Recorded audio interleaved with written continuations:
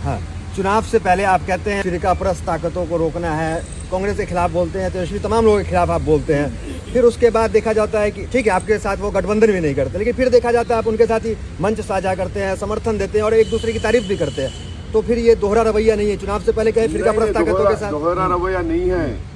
अगर मेरे कॉन्स्टिट्यूंसी में 290 करोड़ की सीवरेज लाइन पड़ रही है अकबर के पास, तो मेरा राइट है ना गवर्नमेंट से काम करवाना। मैं ना काम मत कराऊं।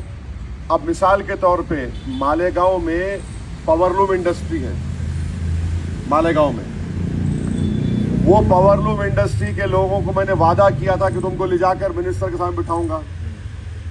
उन तमाम को मुफ्ती इस्माइल साहब के साथ बुलाकर, उनके मिनिस्टर है गिरिराज, उनसे टाइम लिया। उनका पीए बोला आप आना चाह रहे? मिला हाँ। किस लिए आना चाह रहे? मिला पावरलूम के बारे में। गिरिराज सिंह के साथ जाकर बैठ के बात किए मालेगांव के पावरलूम इंडस्ट्रीज के बारे में। आप बिलीव नहीं करेंगे, 2 घंटे हम लोग बात किए। अब हमारे जो दूसरे अल्ट्रा सेक्युलर लोग हैं, देखिए ओवैसी गिरिराज के साथ बैठ गया। अरे नहीं बैठूं तो क्या करूं मैं? पावरलूम का मसला है ना, और सिंगल पावरलूम तो वहां पे 3 लोग 4 लोग काम करते हैं। इतनी डिटेल बातचीत हुई। अब उसका नतीजा निकलेगा नहीं निकलेगा अलग बात है, बट मुझे बात तो करना है ना भाई, लोगों से काम तो करवाना है ना। अब 290 करोड़ की सीवरेज लाइन सैंक्शन हुई, एक 900 करोड़ का फ्लाईओवर का काम रुक गया था। उस सीएम को जाके बोला मैं सर दीजिए हमको, 300 करोड़ दिए। फिर रोड वाइडनिंग का काम मेरे पास कॉन्स्टिट्यूंसी में रुका हुआ था मेरे, उनसे 500 करोड़ रुपए लेके रोड वाइडनिंग का काम शुरू करवाया। एक बात याद रखिए, ये क्यों हो रहा है? अब इसका जक्सटोपोज करिए आप। एक एमएलए है, उसका मुख्यमंत्री है, तब भी ओखला में पीने का पानी नहीं है। एक एमएलए है, उसका मुख्यमंत्री है, कचरा साफ नहीं होता है।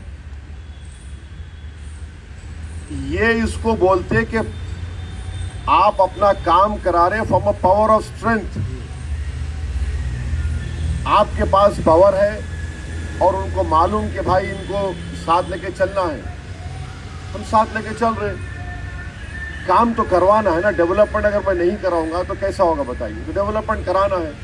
अब जो रूलिंग पार्टी के साथ रह के भी नहीं करवा रहा है, तो फिर more the reason for Shifa to win.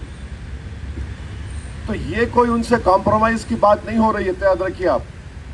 हमारा स्टैंड वो था और डेफिनेट है, इसीलिए हम महाराष्ट्र में उनके खिलाफ भी लड़े। मगर वो डेवलपमेंट तो हमको करवाना है, इसीलिए तो हम जीतते हैं। ऐसा नहीं है कि इतने सालों से जीत रहे हैं तो खाली भाषण पे नहीं जीतते हैं, होगा वो भी एक रीजन, बट जमीन पे तो काम तो करवाना है ना।